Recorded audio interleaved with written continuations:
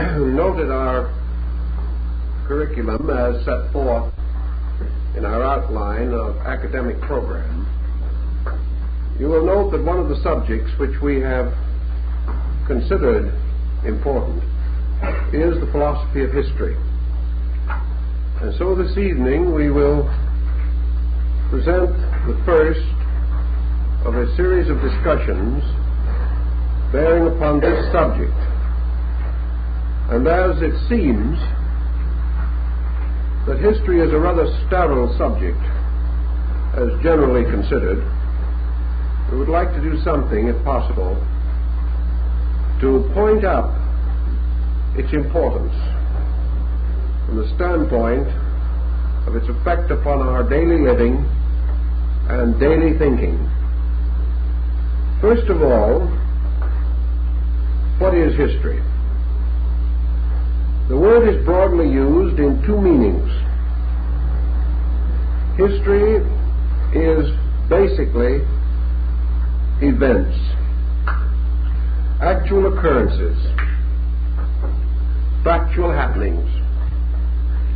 The second meaning of the word is the record of such events. Now, there's a great difference between these two meanings, although this may not at first seem especially relevant.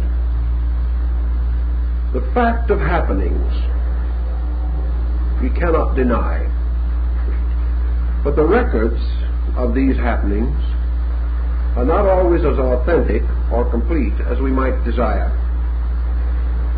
What are the principal handicaps that face the modern student of history?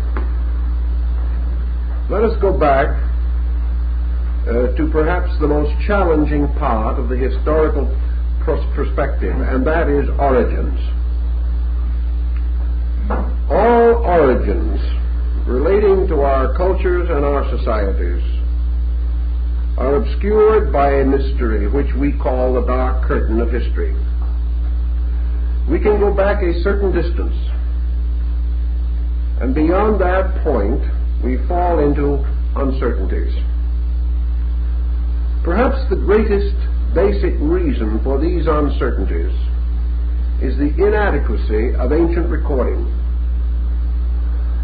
Up to a period which we will describe later, man had no systematic way of preserving the records of his experiences.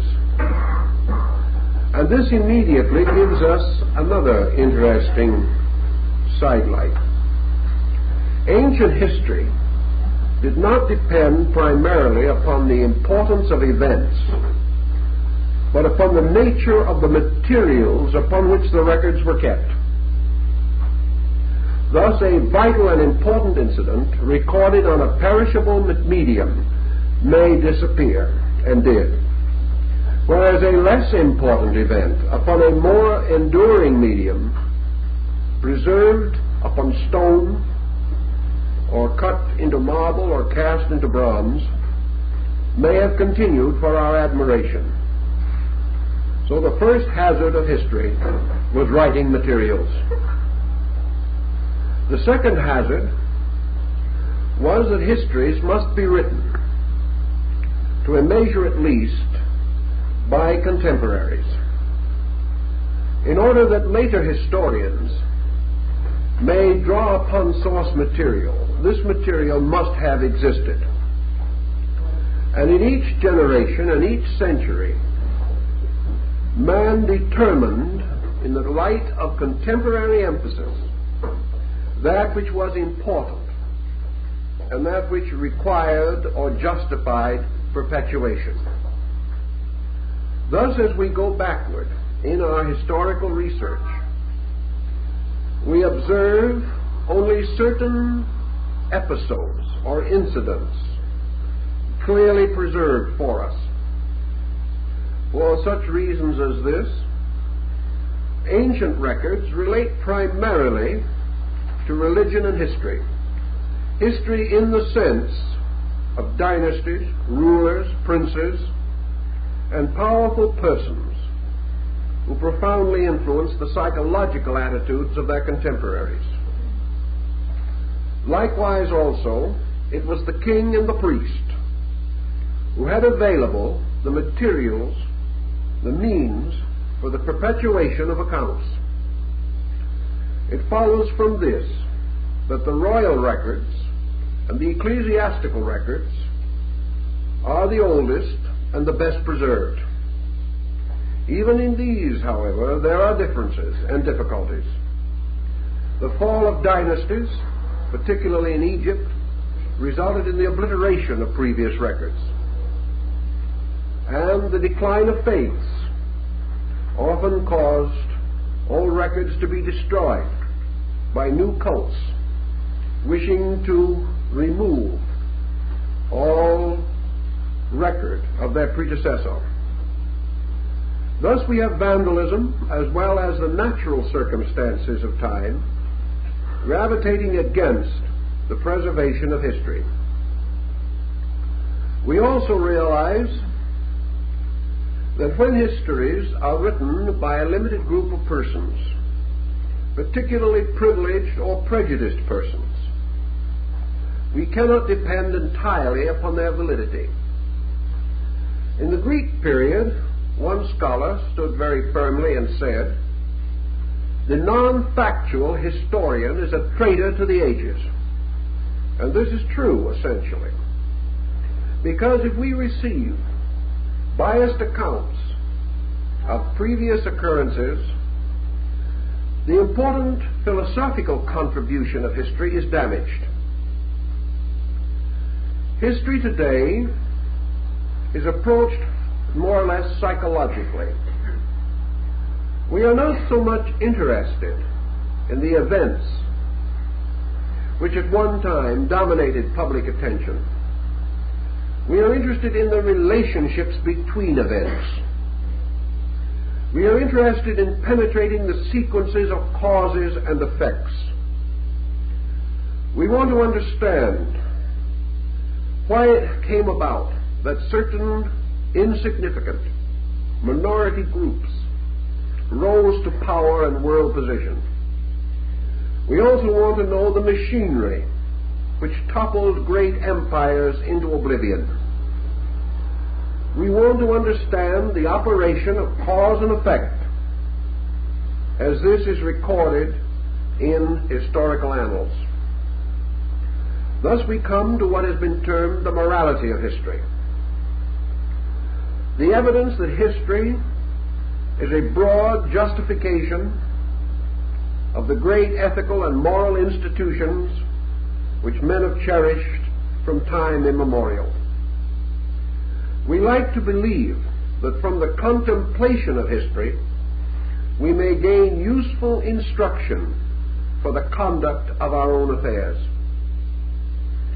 This brings us to the next, perhaps most valid consideration. Where does history begin in relation to the focal point of ourselves? Man is surrounded constantly with occurrences, those immediately occurring, those things which happen from day to day, we record or like to think of as news. News is what is happening. History is what has happened. The moment an incident ceases to become or ceases to be news, it becomes history. History must therefore not be limited to national, racial, cultural motions. History can be applied to any subject in which a dynamic of sequences can be recognized. As one historian has said, everything that lives is historical. And there are many things which do not have a life in themselves, about which history can also be gathered. We can write the history of a Ford car and the development of the automotive industry. We can write the history of motion pictures. If present conditions continue, we may also write its obituary, apparently. We can write the history of a cell in the human body. Therefore, history reaches into biology, into physics, into chemistry, into mathematics, into atomics. For everything which has a continuance has a history. These records, we know today, must be accurate in order for them to be useful in the advancement of man's knowledge.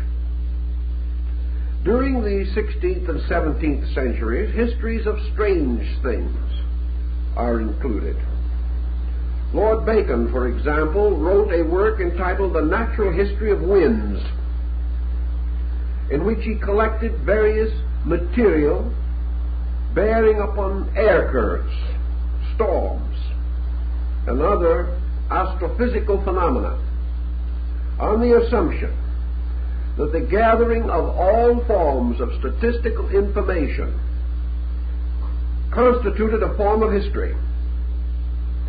The hot summer of 52, the cold winter of 49, the depression of 29, all these facts are valuable if we know what to do with them. As we go along, we are inclined, therefore, to accept historical record without too much question. And in this way, we have made numerous and profound mistakes. Up to comparatively recent times, there have been few impartial historians. For many hundreds of years, histories were written by victors at the expense of the vanquished. The loser was always badly treated in history, regardless of the causes or values involved. Also, history has been mutilated with innumerable prejudices and false accounts, and it has also been unable to penetrate in all cases the veil of deceit which surrounded an incident or a happening. Thus, persons have been wrongly accused, false credits have been given, proper applause has been withheld, blame and censure have been misplaced. These things in themselves are unfortunate, but perhaps we can say not too significant when all persons involved are long deceased.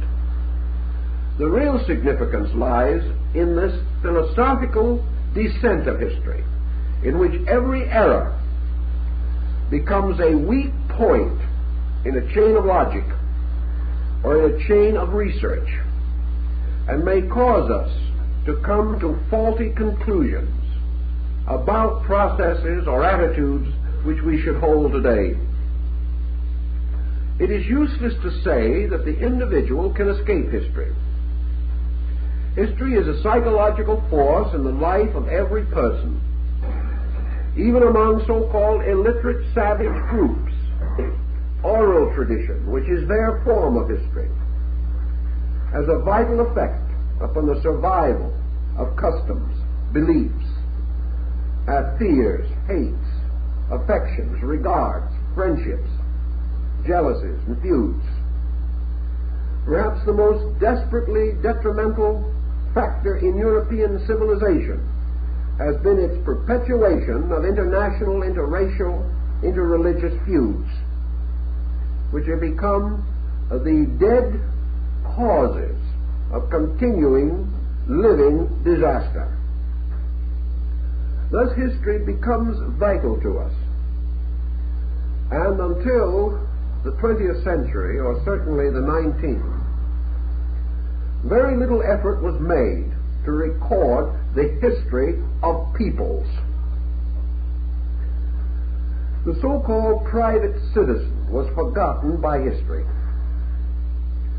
Into the limbo of blessed forgetfulness have flowed the careers of countless hundreds of millions of living persons. Yet these careers have not been totally and completely sterile. Some of the greatest achievements which we have today would have been impossible had it not been for the activities of persons not recorded at our time. Thus we have to fall back upon the collectives. We have to realize that almost all major changes in the destinies of collective groups have been the result of the activities of individuals. It has been estimated that in a generation such as ours today, the weight of the world's security and its advancement rests in the keeping of not more than 10,000 living persons.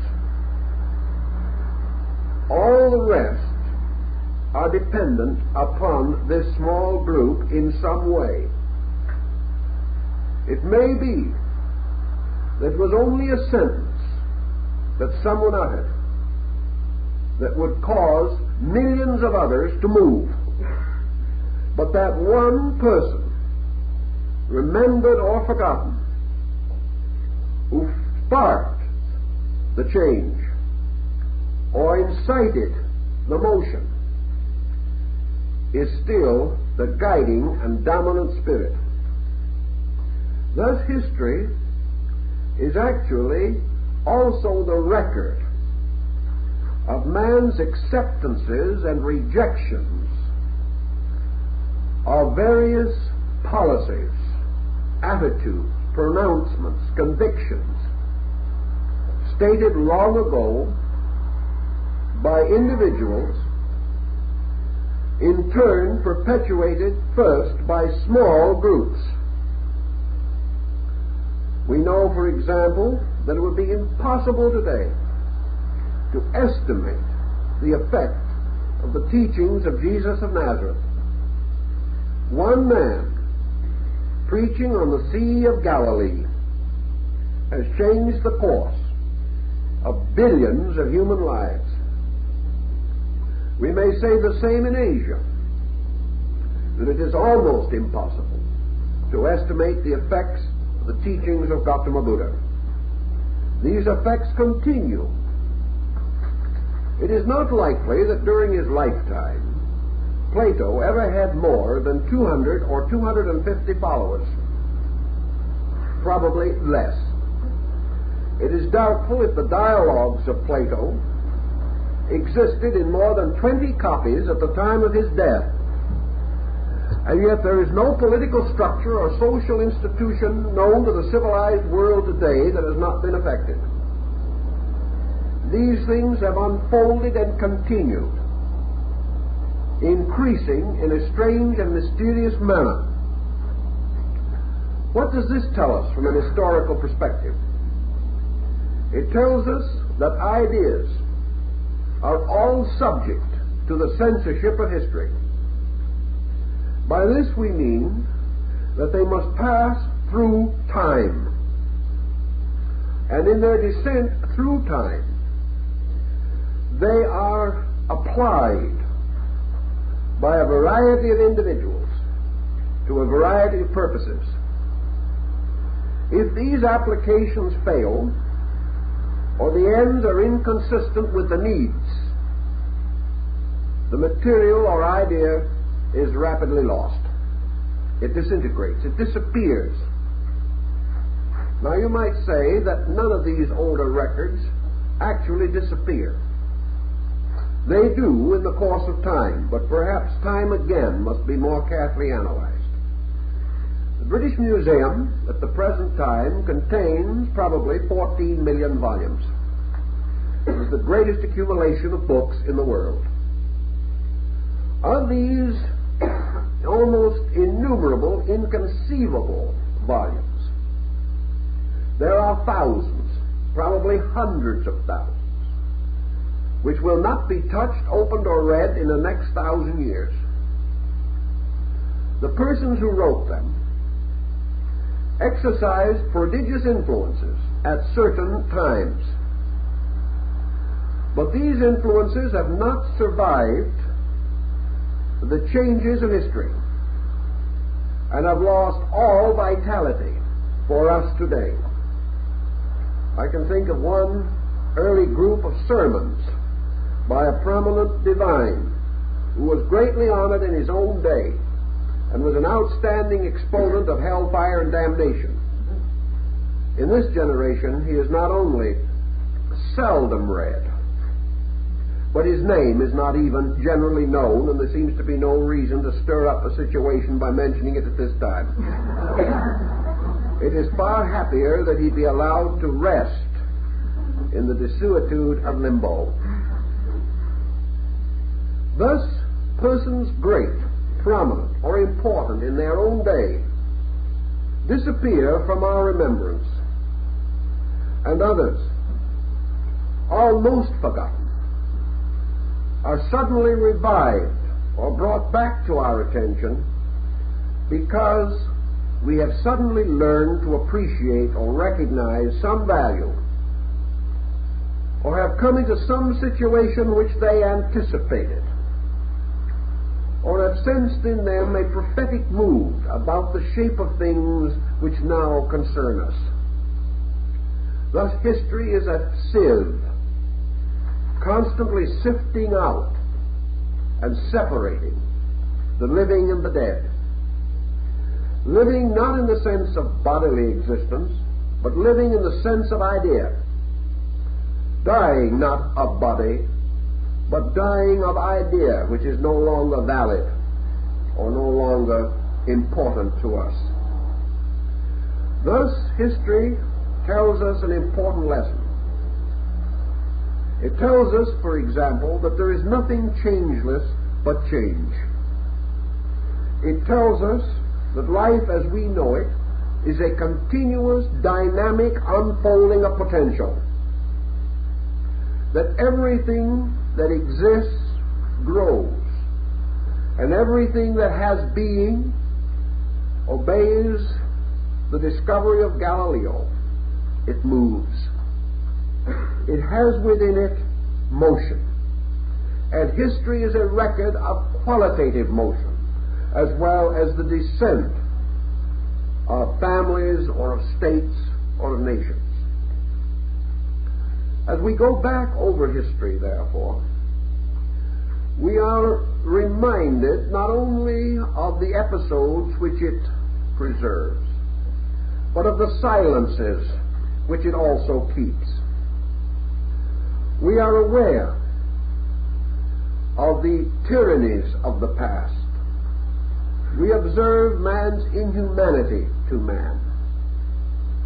We observe also, in broad moral and ethical terms, that history is a long record of the victory of good over evil, the victory of progress over decadence, the victory of life over death, the victory of motion over static, the victory of dynamic over impotence in all fields and departments of existence.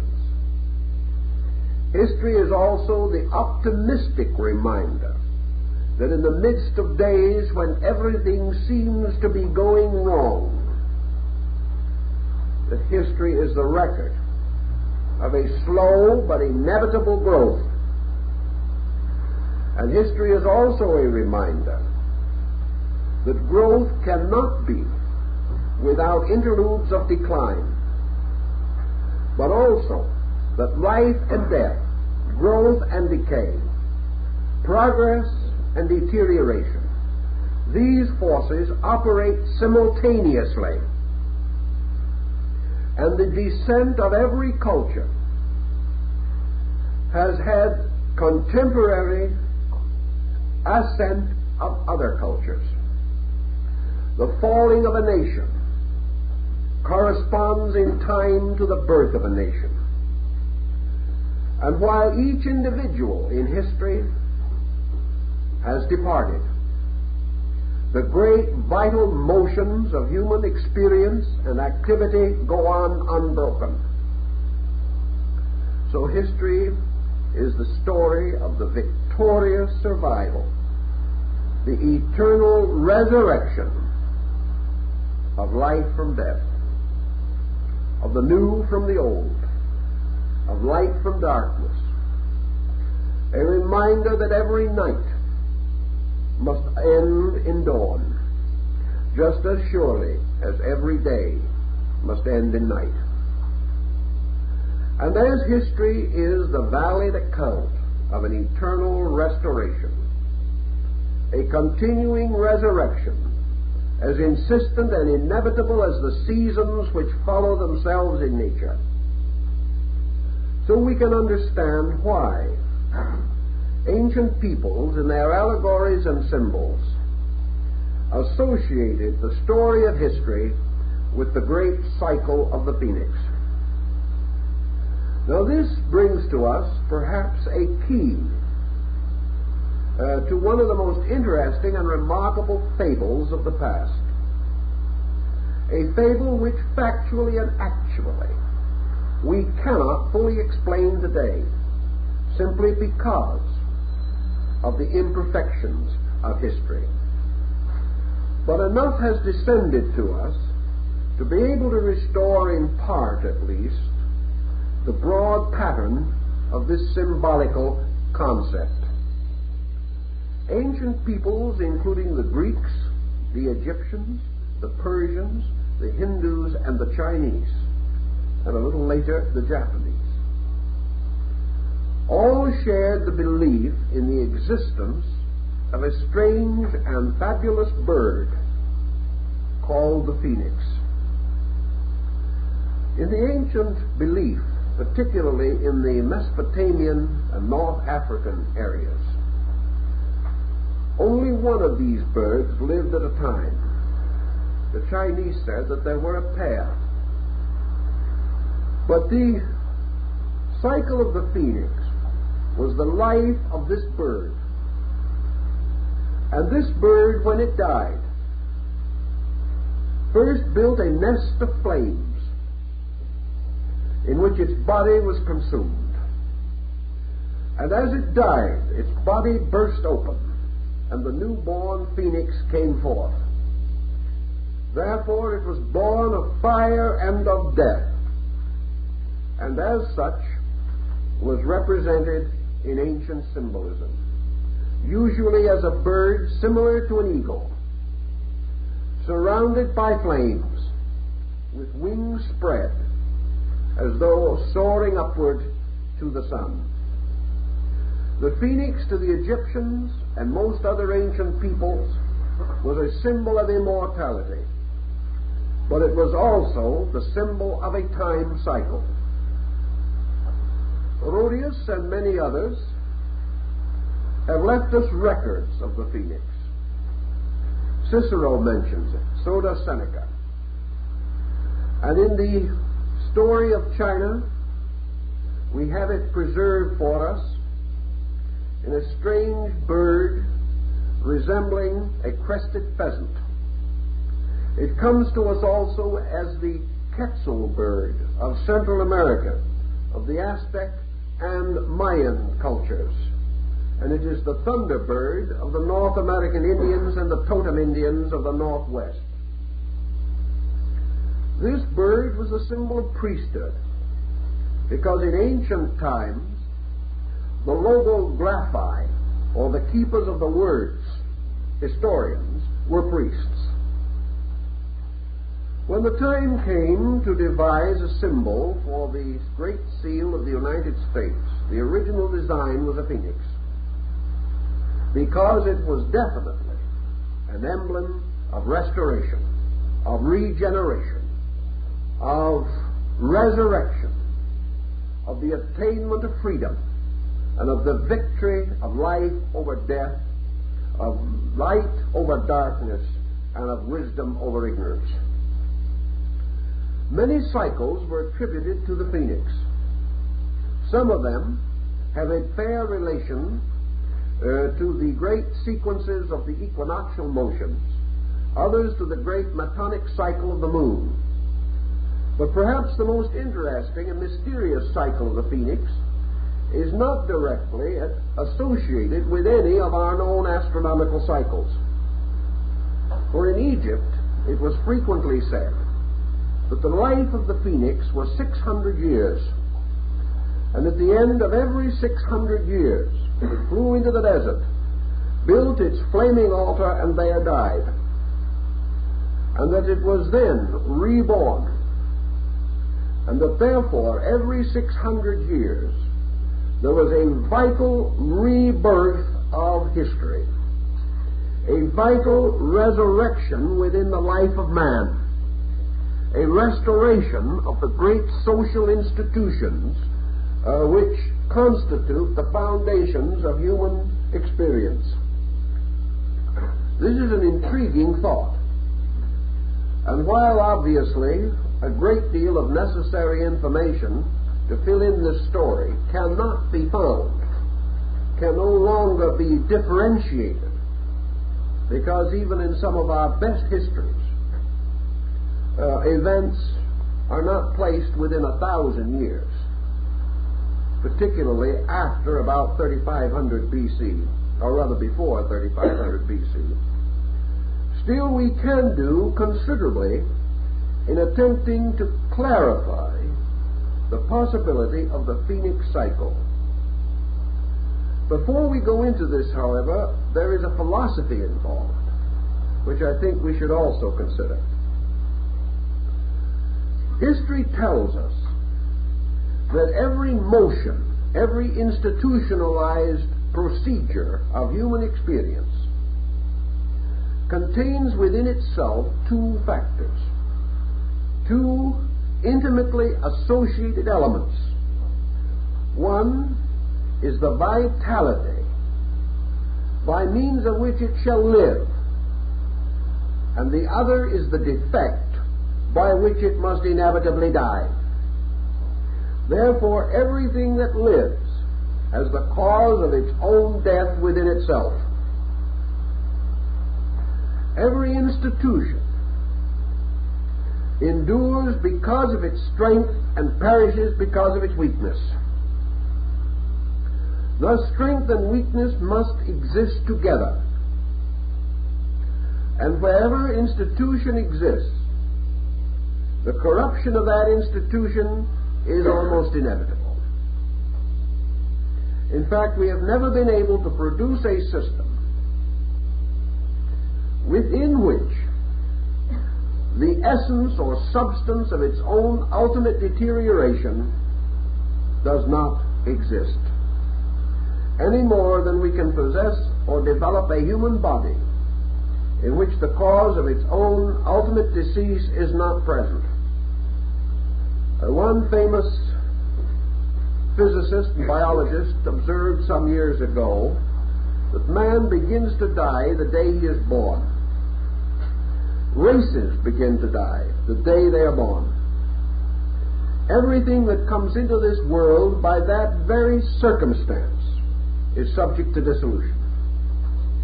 Therefore, the only possible cause for death is birth. And that which is born can never escape the processes of crystallization by means of which its organism will ultimately be rendered uninhabitable. Historically speaking, therefore, nations, empires, cultures, teaching, doctrines, all have cycles of existence.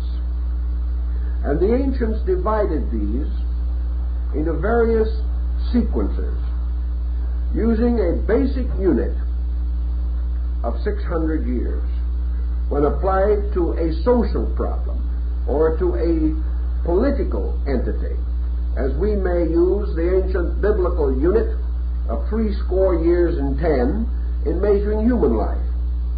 We are changing that cycle somewhat, but still we have a life expectancy which has become the basis of most calculations around which we build the theory of our personal survival and economy. Therefore, in multiples of 600 years, certain elements or factors have been distinguished. And even though nations may survive, peoples may continue, races may be strong enough to outlive a 600-year boundary. Within these groups, there are periodic changes, by means of which the original directions or circumstances are altered. Therefore, it is rare indeed to find a philosophy that is not amended, a religion which has not been reformed, a nation, the government of which has not changed, or a cultural perspective which has not been modified in some way after a period of approximately 600 years. Or let us say at least that great and critical conditions have arisen in both the collective experience of total mankind and the more individual experience of racial and cultural groups, by means of which 600-year markers can be rather clearly indicated. In almost every instance that we can conceive, a reformation is actually a kind of resurrection. The purpose of a reformation is to bring something from darkness into light.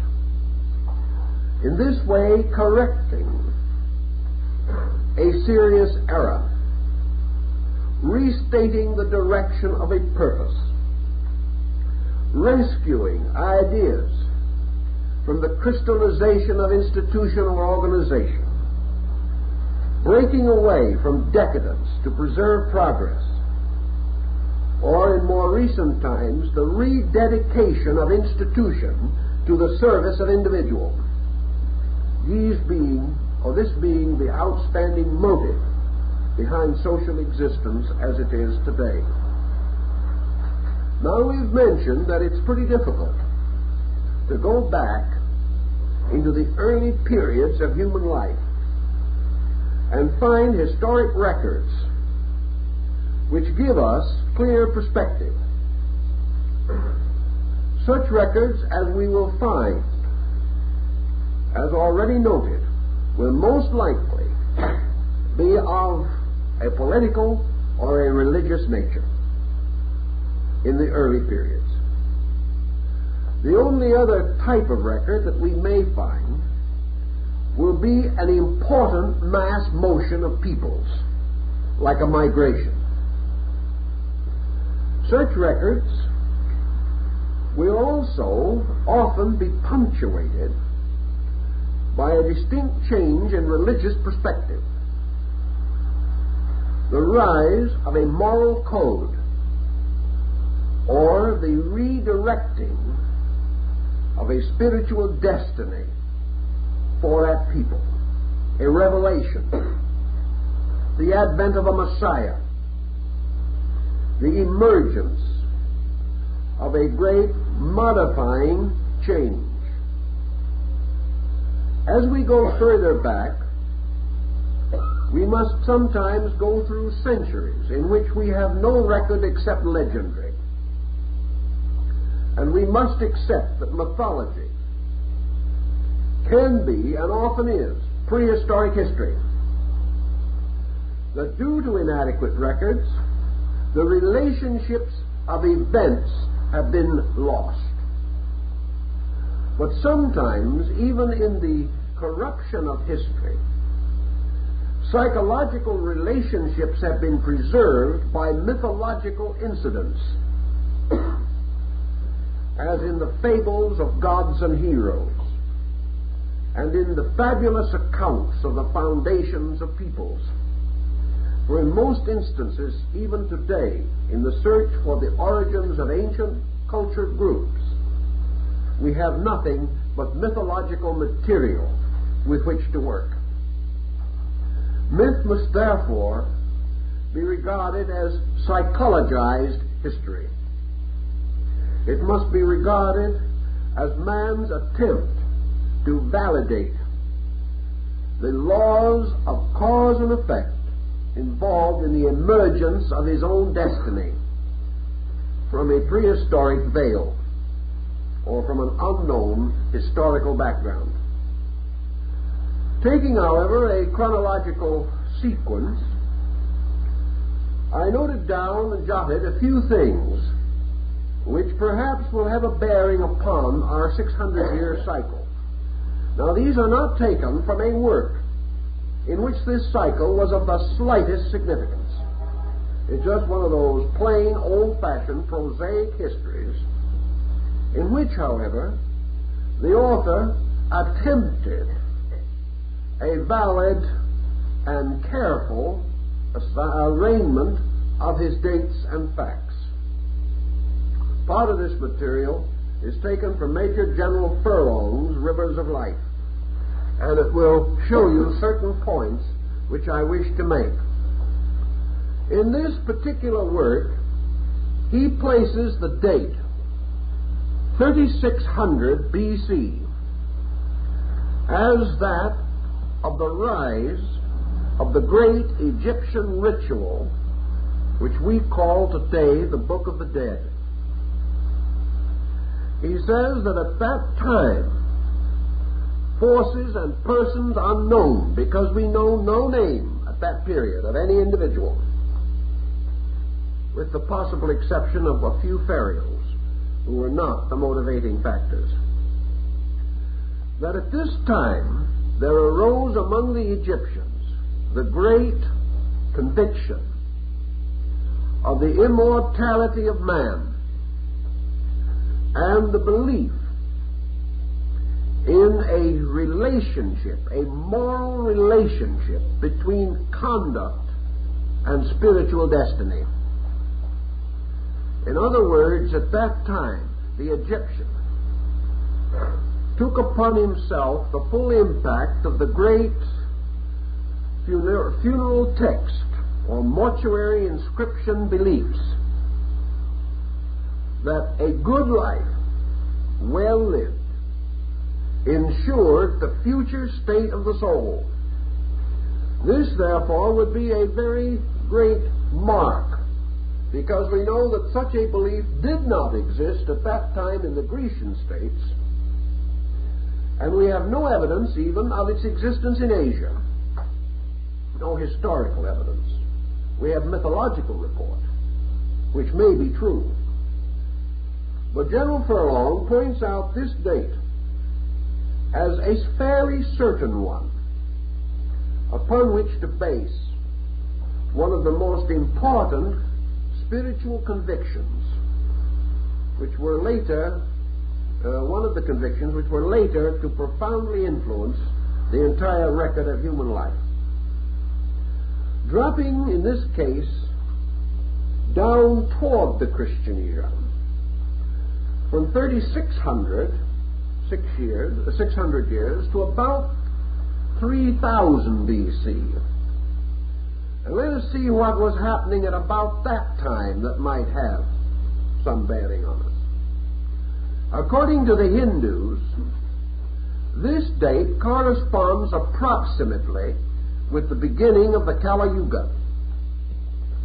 Now, the Kali Yuga, or the Black Age, was to the Hindu the beginning of the great karmic age of retribution, which was to continue for 432,000 years.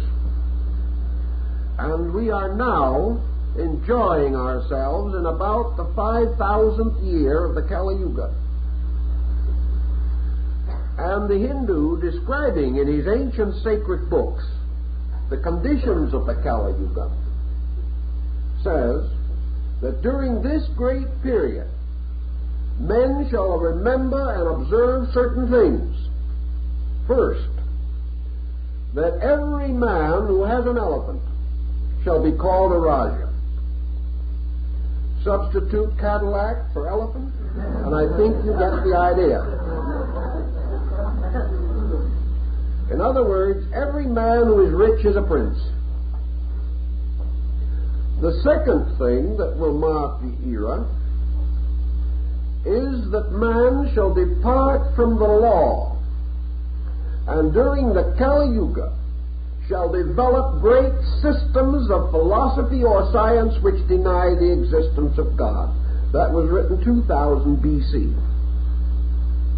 The third point in connection with the Kali Yuga, which was of great interest to the people of that time in attempting to predict the shape of things to come, was that during this great day of darkness, or this great era, the family and the home would collapse, and individuals would place their own satisfaction above common good on every level. We're doing all right with the Kali Yuga, but we are not too happy over it. Now it is interesting that this date should correspond in the Egyptian Chronicle with the date of the death of Osiris. Now, obviously, the death of Osiris is a mythological date. Therefore, we are quite possibly in the presence of an overlapping testimony of cycles. The death of Osiris is described in the Egyptian rituals as the end of the Golden Age, or the end of the age of the gods, differentiating between the divine kings and the human kings ruling the world. This date would correspond very closely with the concept, therefore, of the Kali Yuga. Kali meaning black, of course, and Yuga meaning age. This date further corresponds with the Greek mythological record of the Battle of the Titans, in which the gods were driven from the earth by giants, and the kingdom of heaven was overthrown, or at least was forced to retire from the active participation in the estate of man. This date then also corresponds with the ancient date of the founding of the oracles, which were to take the places of the direct contact between the divinities and humanity. And the beginning of the oracles would also correspond in the ancient Hindu doctrine with the beginning of the great age of the rishis, or the heaven-sent teachers, who were to link man and the gods. So in all these different cultures, the year 3000 B.C. is either historically or mythologically related to an incident which may be regarded as the end of a divine era, or an age of ancient things.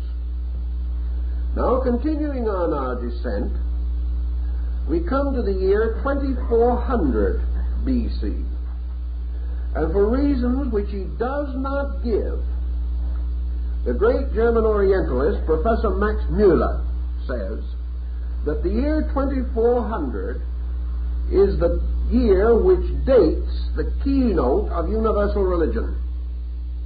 This is interesting, that these dates should fall in these patterns.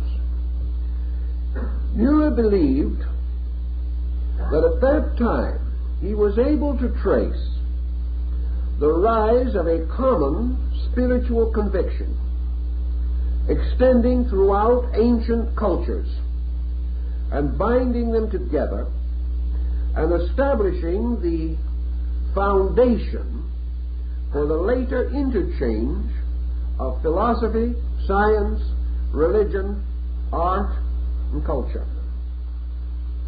But prior to this time, the isolations of beliefs were so complete that the possibility of a common foundation did not exist. Therefore, Müller says that at this time was to be placed the greatest single unfoldment of human hope toward a better time that marked the early period of history. This, I think, is well worth our attention. Continuing downward toward the Christian era, we then come to the year 1800 B.C. which, according to the Hindu record, marks the end of the period of the Vedas, or what is called the Great Vedic Era, and the rise of what was known in Asia as the Mantric period. Now, the Mantric period was that which marked the transition between law and intercession in religion. In other words, it was the beginning of the rise of the ethical religious concept in Asia as we know it. This does not mean that the earlier peoples had no ethics, but it does mean that at this time the ethical emphasis became to dominate religion, and religion began to separate itself from a legistic code, the eye for an eye and the tooth for a tooth concept, and began to move toward the forgiveness of sin and the doing good to those who injure us. It was a great period of truth and love rising victorious over strength and law.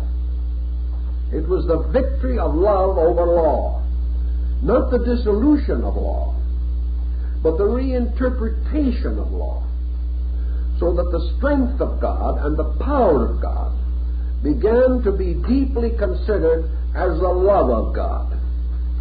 And deity became not only the great celestial king, but began to take on the aspects of the divine father, or the paternal principle in relationship to the affairs of mankind.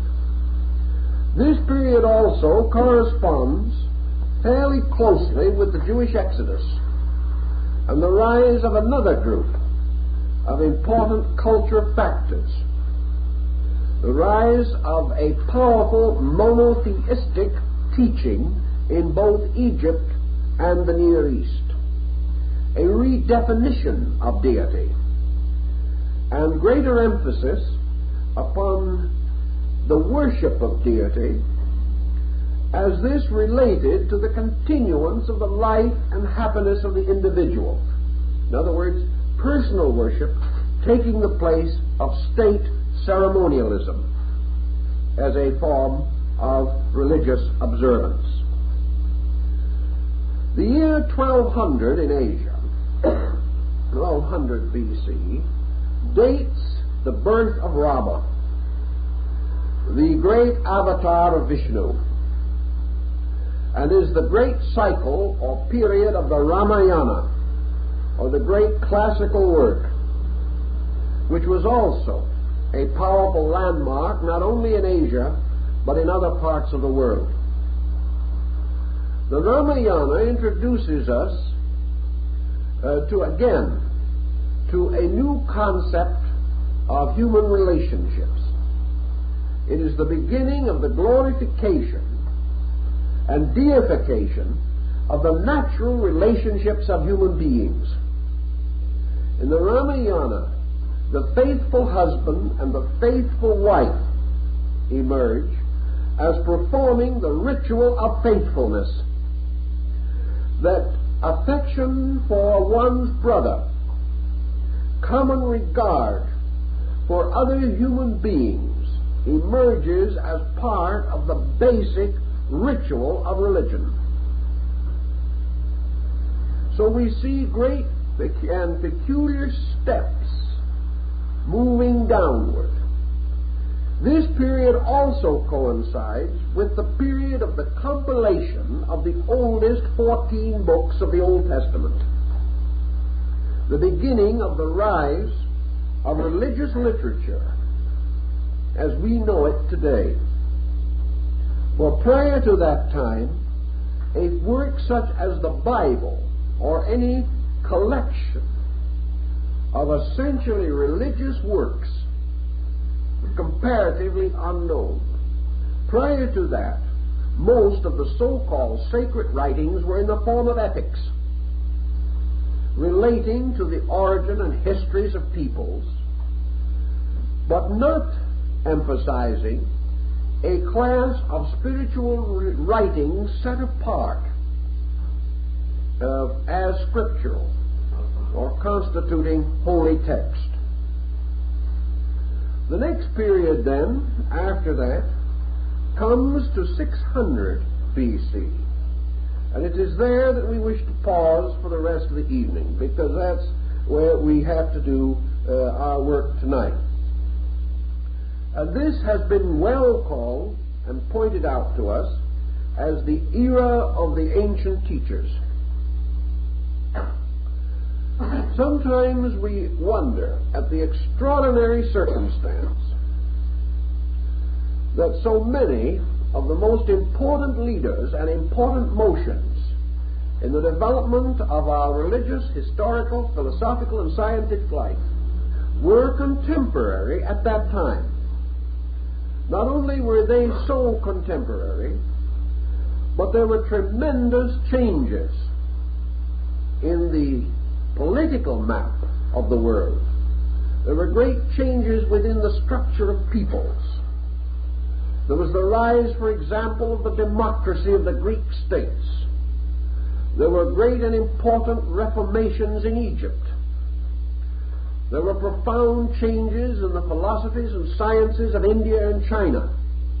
It was a period of great motions, motions that were to endure, most of them unchanged, for 600 years.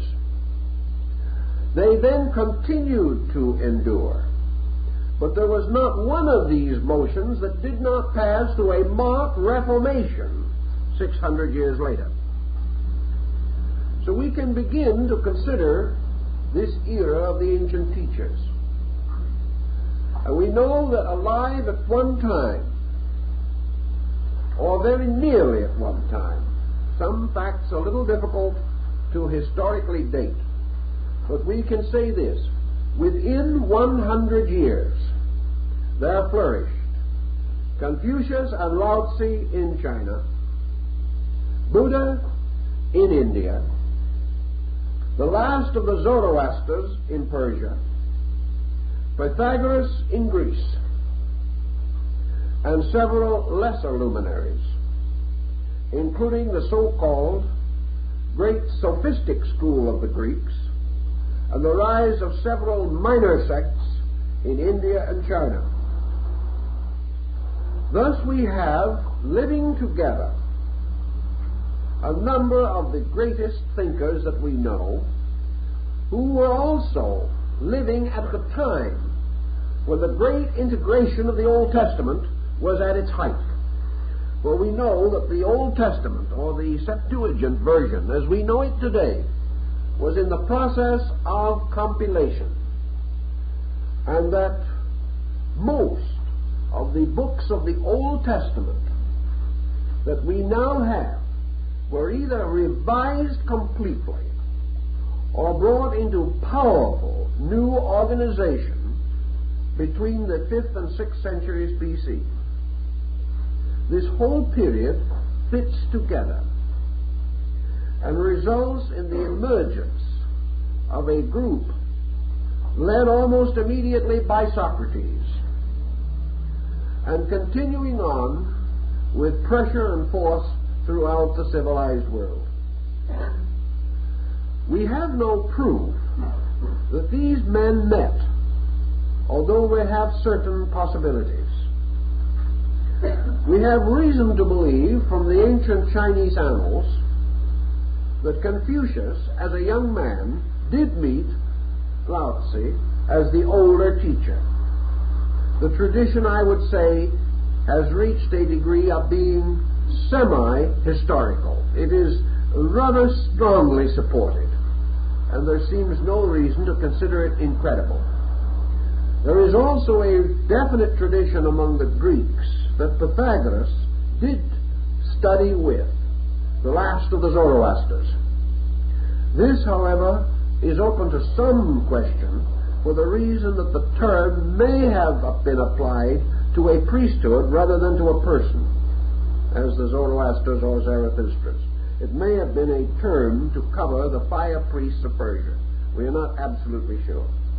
It is conceivable that Pythagoras, having visited India, may have come in contact with Buddha, or at least met some of his disciples.